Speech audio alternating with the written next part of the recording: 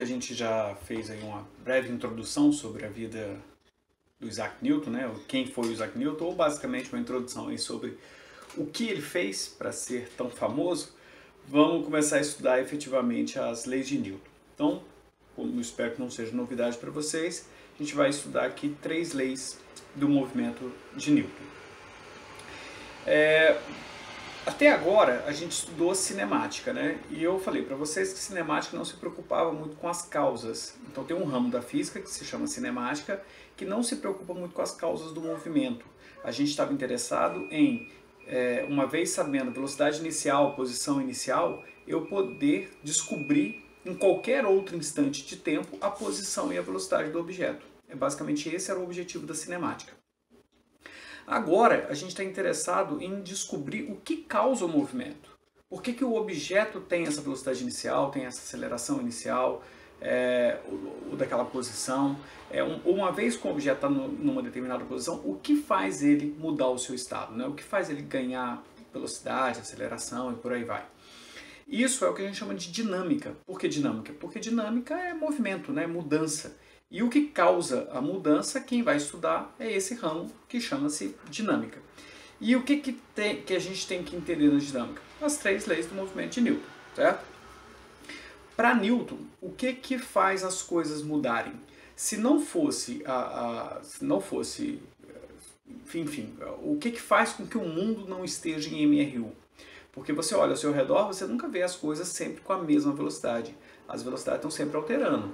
Um carro que você vê passando na rua, passa no quebra-mola e muda a velocidade, ele se acelera, ele reduz. Um pássaro que levanta voo não levanta voo em MRU. Quase nada que você vê no mundo é em MRU, ou seja, tudo que você vê é acelerado. O que faz a aceleração? O que faz as coisas mudarem em velocidade? A aceleração é basicamente mudança de velocidade com o tempo, né? O que faz isso? E é isso que é dinâmica. As coisas mudam graças à aceleração. É isso que faz o mundo ser a cada hora diferente. O nosso crescimento, ora é com uma velocidade, ora é com outra. Quando você é bebê, você cresce mais rápido, portanto tem uma aceleração. Quando você vai ficando mais velho, você vai crescendo menos. E aí a sua velocidade de crescimento vai diminuindo. Então, ao longo da sua vida, a velocidade de crescimento que você tem não é constante. Então isso não é MRU, isso é aceleração. Mas o que causa aceleração? Certo? Mesma coisa um carro que está numa rodovia 100 por hora, aí o cara quer ultrapassar alguém, tem que andar mais rápido, ou seja, tem que se acelerar.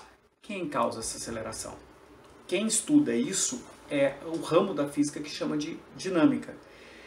E Newton respondeu essa questão. Newton disse o seguinte: a única coisa capaz de causar aceleração, portanto mudança de velocidade, é o que ele chamou de força.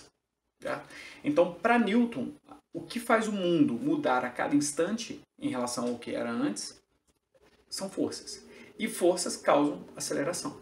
Então, portanto, se ao longo da sua vida você tem uma velocidade de crescimento diferente, é porque algum tipo de força está atuando em você para fazer o seu crescimento ser acelerado ou desacelerado. Quando um carro tem que ultrapassar e, portanto, tem que aumentar a velocidade, ele precisa de aceleração. E para ter aceleração, Newton dizia para a gente que tem que ter força. Então, com isso fica claro que o mundo, para se entender o mundo, você precisa entender as forças que atuam no mundo. Porque são as forças que atuam no mundo que faz o mundo ser da forma que é. Então a gente precisa entender as forças. Quais são as forças? Tem um monte. Tem força de maré, força do vento, tem a força da água que bate no rochedo, tem a força de atrito, tem a força gravitacional, tem a força magnética, tem a força elétrica, tem a força de contato, tem forças, tem as mais variadas. E, então eu vou ter que entender cada uma, né? Teríamos, se não fosse Newton. Só que Newton conseguiu colocar todas as forças que existem no universo num pacote só. Que pacote é esse? As 3 leis de Newton. Então todas as forças que você conseguir imaginar, elas vão seguir 3 regras básicas. E essas 3 regras foram descobertas por Newton, que são as 3 leis do movimento de Newton. Então, se você for estudar a parte de elétrica da física, eletromagnetismo,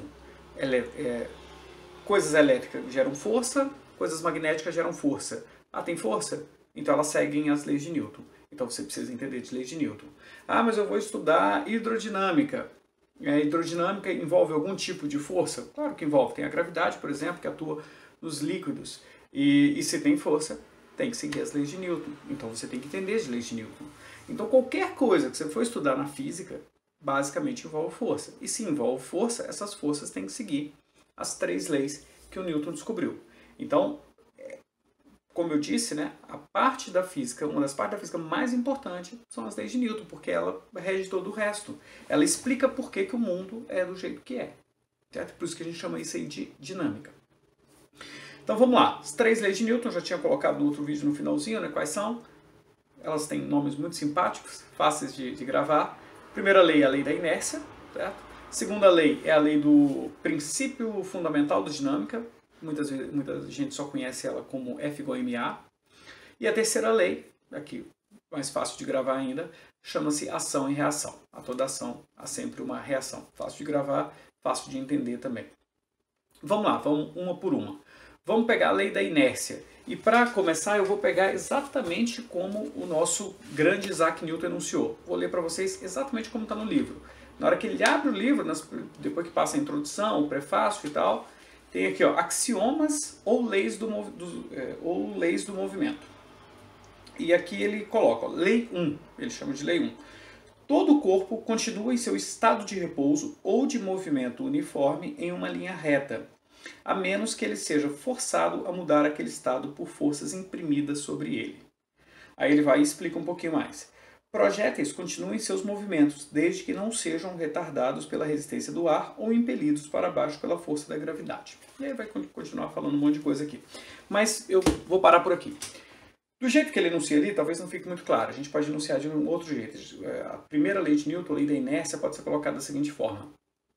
Todo corpo tende a manter o seu estado de repouso ou de movimento retilíneo uniforme, MRU, a menos que forças externas provoquem variação nesse estado de movimento.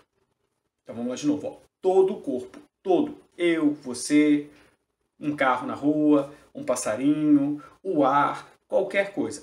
Todo o corpo tende a manter o seu estado de repouso, ou seja, tende a ficar parado, ou movimento retilíneo uniforme, ou MRU, ou seja, tende a ficar com velocidade constante sempre, a menos que forças externas provoquem variação nesse estado de movimento. O que está sendo dito aí? Está dizendo o seguinte, todo o corpo vai estar ou parado ou em MRU. Só tem uma chance de os corpos não estarem parados em MRU. Qual que é a chance? Ter alguma força atuando sobre ele. Se não tiver força atuando sobre um corpo, ele vai estar parado ou em MRU. Certo? É simples, né? Basicamente é isso. Então, por exemplo, eu estou aqui agora parado. Newton diz, se nenhuma força atuar em você, você vai continuar parado por toda a eternidade. Ah, mas e se eu tivesse com velocidade constante? De certa forma eu estou, porque a Terra está girando, eu estou girando com ela. E ela tem uma velocidade constante em torno do Sol. Então eu estou com essa mesma velocidade da Terra. E, segundo Newton, eu vou continuar com essa velocidade para todo sempre, a menos que alguma força atue em mim. No caso da Terra, ela faz um movimento circular. Então não é retilíneo uniforme. Então o que Newton vai te dizer? Então tem alguma força atuando na Terra. Porque se não tivesse força atuando na Terra, ela estaria em movimento retilíneo uniforme. Mas se ela não está, ela está girando em torno do Sol, tem alguma força. E você já deve saber que força que é. É a gravidade. Certo? Por isso que a Terra gira. Ok?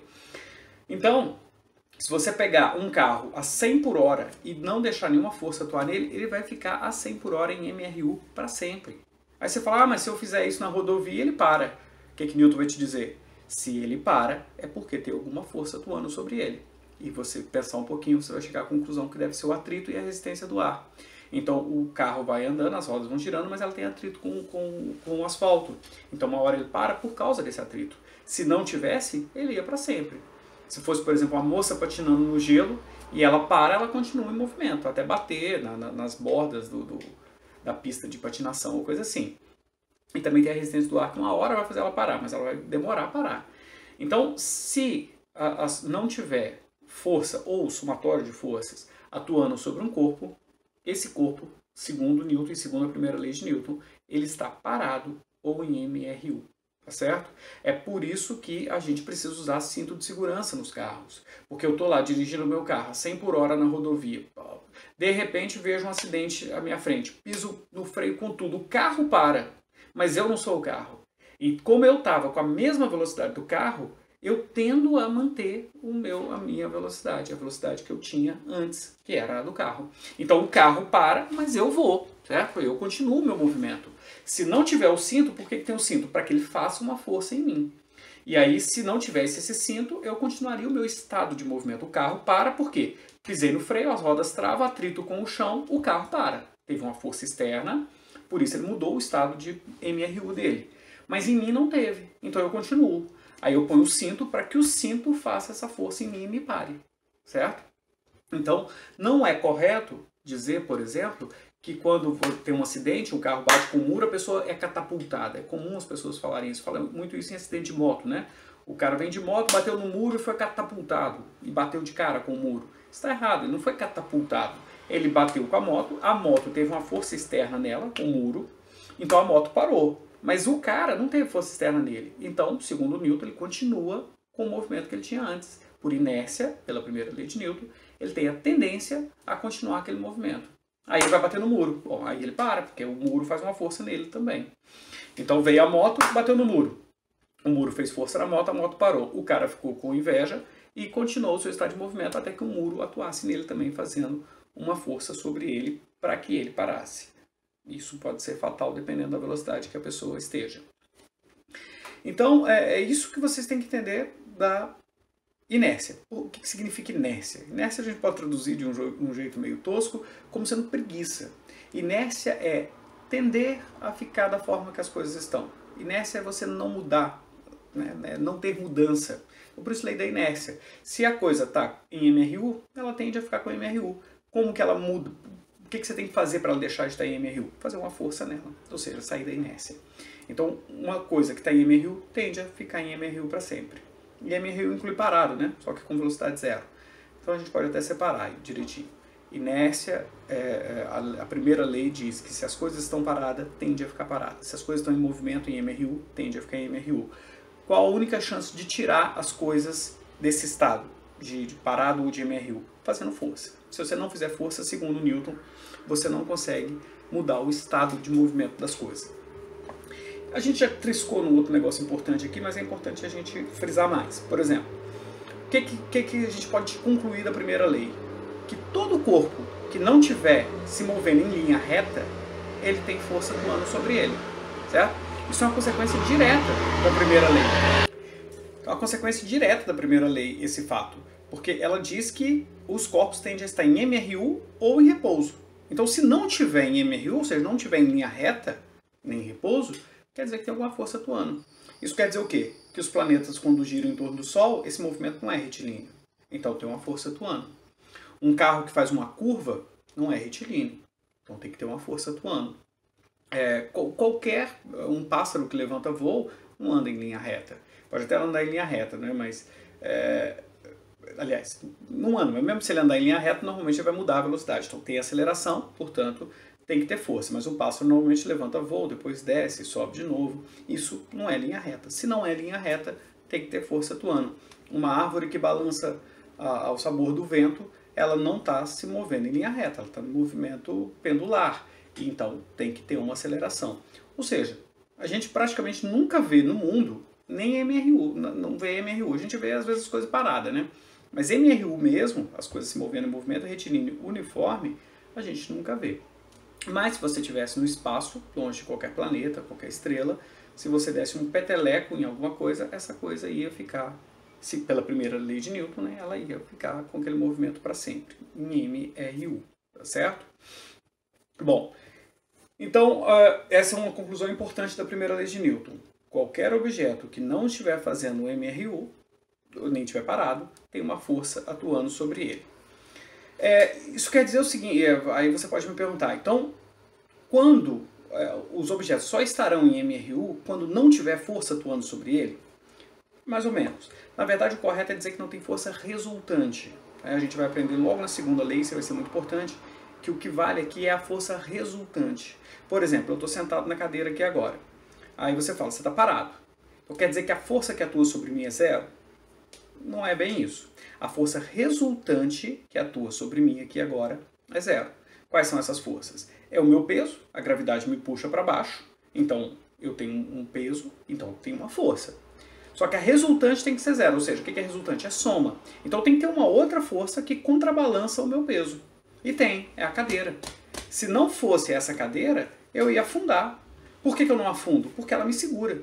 Então eu faço uma força na cadeira para baixo, quando eu sento ela afunda um pouco, mas ela consegue me segurar. Então por que eu faço essa força para baixo? Porque a terra me puxa para baixo. Mas a cadeira me segura, então a cadeira me empurra para cima. Na soma isso dá zero. Isso quer falar que a resultante é zero. Então, quando a resultante das forças que atua sobre um corpo é zero, esse corpo está parado ou está em MRU. Nesse caso aqui agora, por exemplo, eu estou parado. A Terra, por exemplo, girando em torno do Sol. Quais são as forças que atuam sobre ela? Apenas a gravidade do Sol que puxa ela para o Sol. Então não tem mais nenhuma força. Então a resultante não é zero. Tem uma resultante, que é a gravidade. Então ela não pode estar em MRU. Então ela está girando. Tá certo? Então, qual que é a conclusão importante que a gente tira? Se alguém te disser que numa determinada situação um objeto está em MRU, você já vai ter certeza que o somatório das forças sobre ele é zero. Tá bom? Ou, se alguém te disser que o somatório das forças sobre um determinado objeto é zero, você já vai saber que ele está em MRU. E aí, sabendo que é MRU, a gente usa o que a gente aprendeu lá na cinemática para calcular a posição dele, por exemplo. S é igual a S0 mais V0t. Então perceba que quando você pega a primeira lei, ela está bem amarrada com a ideia de MRU. A gente já aprendeu a trabalhar com MRU, agora a gente está vendo que existe uma lei que está associada a ele. Qualquer coisa que tiver em MRU, MRU inclui parado, só com a velocidade zero, ela tem somatório de forças sobre ela como sendo zero. Tá certo? Esse é um resultado importante. Então, às vezes, algum problema vai te falar o seguinte: um paraquedista pula do avião a tantos metros de altura e cai com velocidade constante. E aí, o que você pode concluir disso? Que esse movimento dele é acelerado? Aliás, não, porque ele já te falou que é velocidade constante, né? Então você já conclui que ele não é acelerado. Se não é acelerado e cai com velocidade constante, primeira lei de Newton, somatório das forças sobre ele é zero. Ou seja, o peso desse paraquedista é igual à força que o paraquedas, que o ar, na verdade, faz no paraquedas para segurar ele. Por isso que ele cai com velocidade constante. Se a força do paraquedas fosse menor do que o peso dele, ele ia ser acelerado para baixo. Se a força do paraquedas fosse maior que o peso dele, ele ia voltar. Então, se às vezes o problema te falar que a pessoa, o paraquedista, está caindo com velocidade constante, você já sabe que a força sobre ele, o somatório das forças sobre ele é zero. O que esse problema poderia te perguntar? Qual é a força que o ar faz no paraquedas? Nesse caso vai ser igual ao peso dele, porque o peso dele tem que ser contrabalançado pelo paraquedas. A gente vai aprender a calcular peso, calcular força, só estou aqui dando exemplos que dá para a gente entender já com o conhecimento que a gente tem. Mas quando a gente chegar em segunda lei, terceira lei, a gente vai trabalhar mais com força. Então, resumindo, primeira lei de Newton. Todo o corpo tende a manter o seu estado de repouso ou de MRU, a menos que forças externas provoquem variação nesse estado de movimento ou de repouso. Quando eu falo força externa, estou pensando na resultante das forças. Você soma todas as forças que atuam no sistema. Se isso aí for zero, esse cara está em MRU, certo? E MRU, de novo, inclui parado. À primeira vista, então, a primeira lei de Newton ela é fácil de se entender, né? Espero que tenha ficado claro da forma que eu expliquei, mas não se enganem com essa aparente simplicidade. O que a gente precisa, para vocês entenderem, conseguirem fazer os problemas e num primeiro contato aí com a física, é suficiente. Mas ela é mais profunda, mais complexa, tem muita sutileza aí por trás, tem muita discussão em torno dessa primeira lei de Newton. Muita gente rachou a cabeça durante muito tempo. E eu vou fazer um jabá aqui, e há um tempo atrás eu escrevi um artigo sobre a primeira lei de Newton, só sobre a primeira lei de Newton, é só isso que a gente falou. Eu escrevi um artigo relativo, não muito grande, 3 páginas, e eu vou deixar para vocês lá no Cigar, para vocês acessarem e dar uma lida. Está em português, o nome é Primeira Lei de Newton, : uma abordagem didática. Vocês podem pegar lá no Cigar, como eu vou deixar, e também pode baixar ele direto da revista, é a Revista Brasileira de Ensino de Física. Você pode jogar no Google, RBEF, né, as iniciais de Revista Brasileira de Ensino de Física, RBEF, Primeira Lei de Newton, Primeira Lei de Newton, uma abordagem didática. E aí tá lá com o meu nome, esse artigo é gratuito, vocês podem baixar, Se vocês tiverem um tempinho, tiverem interesse, tiver gostado do assunto, gostado da ideia da lei da inércia, sugiro que vocês peguem lá, dêem uma lida. Se alguma coisa vocês não entenderem, não tem problema, pula. Mas para dar uma lida, tá numa linguagem mais tranquila, acho que vocês vão conseguir acompanhar. Então, se não tiver nada para fazer aí na sexta-noite, no sábado à noite, baixa um artigo sobre a primeira lei de Newton e dá uma lida. Olha que fim de semana fino, né?